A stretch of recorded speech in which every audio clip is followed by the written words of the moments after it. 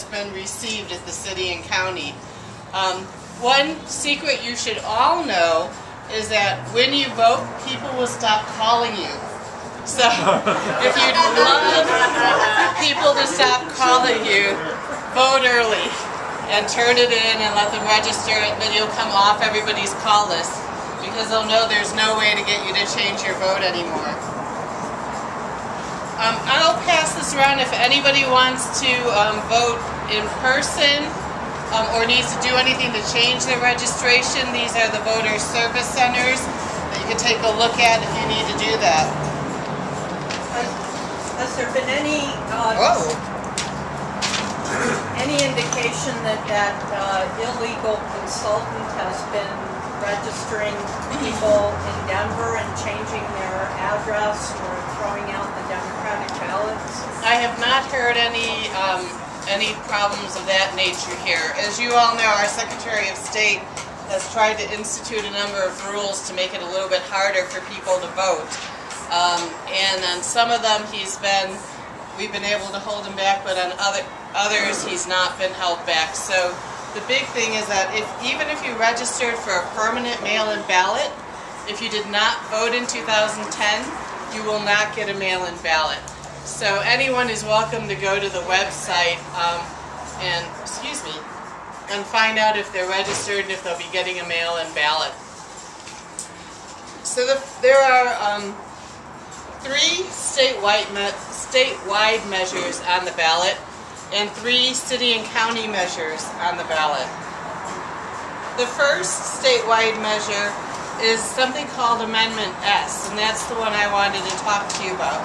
So there are 2 different ways for something to end up on the ballot. One is that the legislature can pass it as a law, and in order for that to happen, 2/3 of the House and 2/3 of the Senate need to vote in favor, and the governor needs to sign it. And if that happens, it's called a referendum. It's also possible in Colorado for citizens to collect signatures, and then that's called a referred measure. So Amendment S is that's called a ballot initiative. So Amendment S is referred from the legislature, which means that 2/3 of a Democratic majority Senate and 2/3 of a Republican majority House agreed on this and passed it. The governor signed it. So that gives you a sense of how bipartisan it is. And then Amendments 64 and 65, citizens collected signatures to get those on the ballot. As some of you may have heard, enough signatures in theory were turned in for the personhood amendment, but a number of them got invalidated, so that is not on our ballot this year. Some of us were hoping it would because it gets a lot of people out to vote against it, but unfortunately, no. For better or worse, it's not. So one of the interesting things about Colorado is that a lot of our rules for our personnel are actually in our Constitution. And so in order to make changes in our HR and personnel system, we need to put through constitutional amendments. And that's what Amendment S is. And for those of you who don't realize it, we do have a union for our state employees. It's called Colorado Wins. And Amendment S did pass the scrutiny of Colorado Wins, and that's why it was successful in both the House and the Senate. So our state employees union has agreed to this amendment. So what it's going to do is right now, for people to get in different positions, they have to be hired according to merit, and there are a few positions that are exempted from that. This will allow there to be more exempted positions. So, for example, if we need an economic development person and the governor asks to make this position exempt, then it doesn't have to be someone from within the system.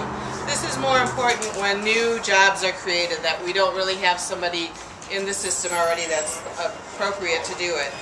The other thing is that right now when this position is being considered, there are only the top 3 candidates are set for consideration, and then if they're all rejected, you wait and go through this process and get another 3.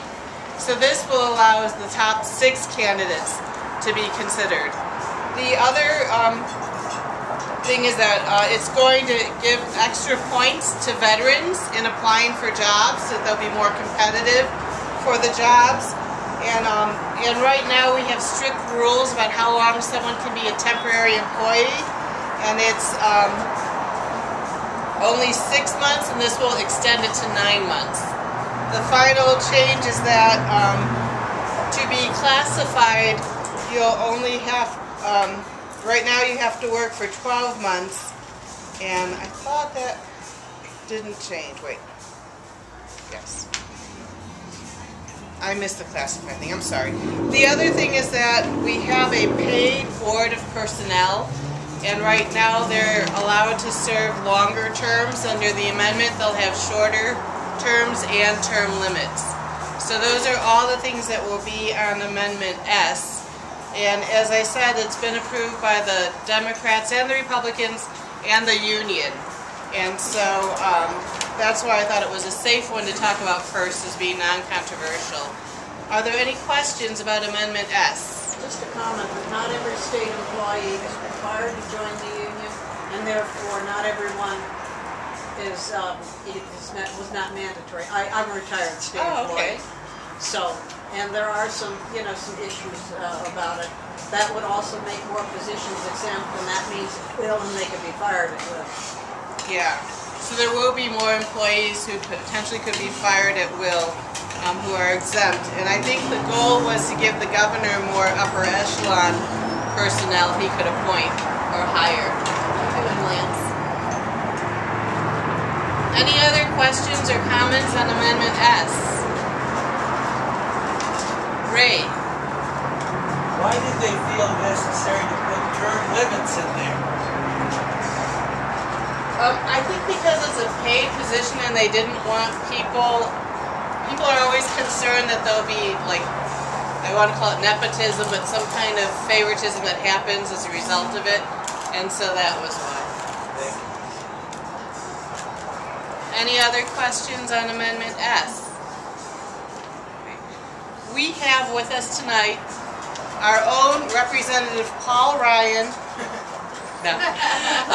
Paul Ryan, who works in the mayor's office, who is going to talk with us about Amendment 2A, which other people are referring to as the de-Brucing Amendment. So come on up, Paul. Thanks, Senator. And yes, my name is Paul Ryan. I've been getting a little joshing about that, as you can imagine, over the last couple of months. And my boss, the mayor, thinks it's really funny, so he likes to introduce me as his way to introduce bipartisan cooperation. He likes to say he's brought his own Paul Ryan along. So